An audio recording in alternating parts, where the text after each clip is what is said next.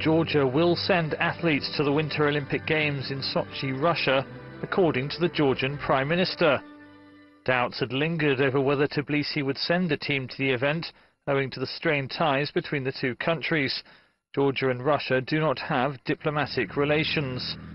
Tensions remain 6 years on from a Russian invasion of the two breakaway provinces of South Ossetia and Abkhazia. Both have declared their independence from Georgia, but this has only been recognized by Russia and some of Moscow's allies. Georgian Premier Irakli Gharibashvili took up his post in November. He's a protege of his billionaire predecessor Bidzina Ivanishvili.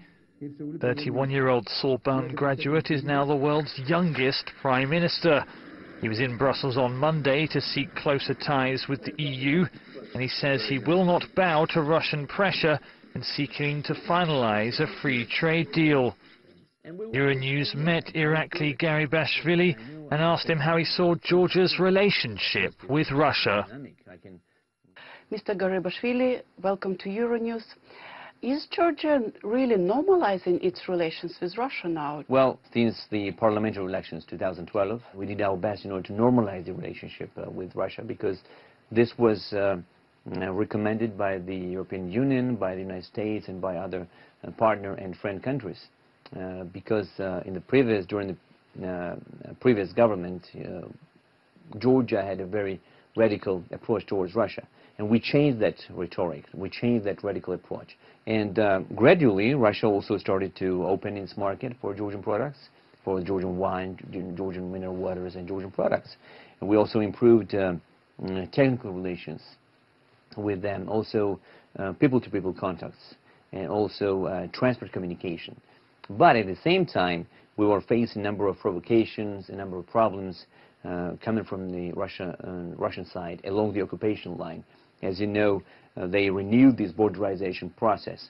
They installed 45 kilometers of barbed wire fences and artificial barriers, which created a lot of problem for us, for our citizens on the ground, on our territory. You said that it remains like a fundamental issue for Georgia, a question about occupied territories.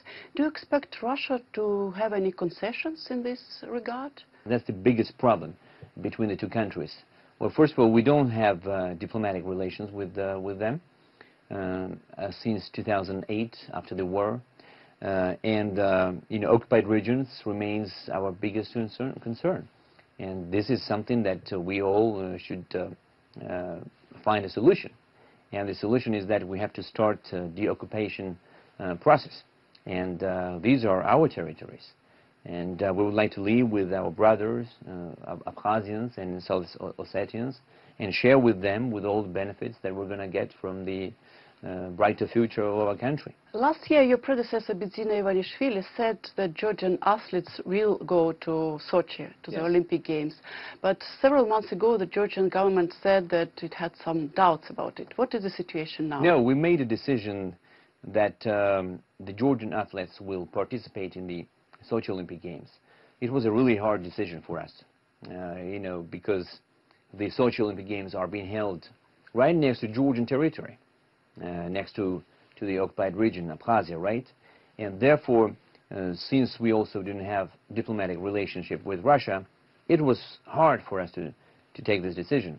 But however, we made this decision, and we said that we separated sports from politics, and we said our athletes are going there.